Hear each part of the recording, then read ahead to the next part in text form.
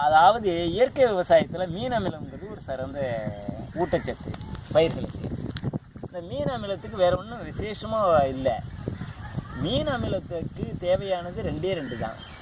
ஒன்று மீன் அல்லது மீன் கழிவு.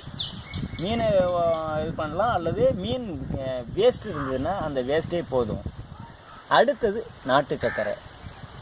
சாதாரணமாக மீன் ஒரு 5 கிலோ மீன் போட்டோம்னா அதுக்கு சமமான அளவு அதே 5 கிலோ நாட்டு சர்க்கரையை கலந்து இந்த மாதிரி கேனில் போட்டு மூடி வச்சிட வேண்டியது தான். மூடி வச்சுட்டு அப்பப்போ கலக்கி விட்டு மூடி வச்சிடணும். இது ஒரு 15லேருந்து 20 நாள் இது பண்ணிங்கன்னா அது சுத்தமாக அந்த மீன் கரைஞ்சி திரவமாக வந்துடும். அந்த நாற்றமெல்லாம் போய் கிட்டத்தட்ட 1 மாதம் ஆகிடும் அது முறையான இதுக்கு வர்றதுக்கு. அப்படியே திரவ நிலைக்கு வந்துடும். அந்த திரவத்தை எடுத்து தான் நாம் பயிர்களுக்கு ஸ்ப்ரே பண்ணணும்.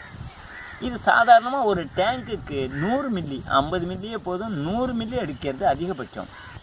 100 மில்லி 10 லிட்டருக்கு 100 மில்லி அப்படின்னா ஒரு லிட்டருக்கு 10 மில்லி அளவுக்கு நம்ம ஸ்ப்ரே பண்ணாவே போதும். இந்த மீன் அமிலம் ஒரு நல்ல சத்தாகவே இருக்கும். இதை பயன்படுத்தி நல்லா பயிரை நல்லா வளர்க்கலாம். அதில் இருந்து கிடைக்கிற காய்கறிகளாக இருந்தாலும் எதுவாக இருந்தாலும் மிகச்சுவையானதாகவே இருக்குது.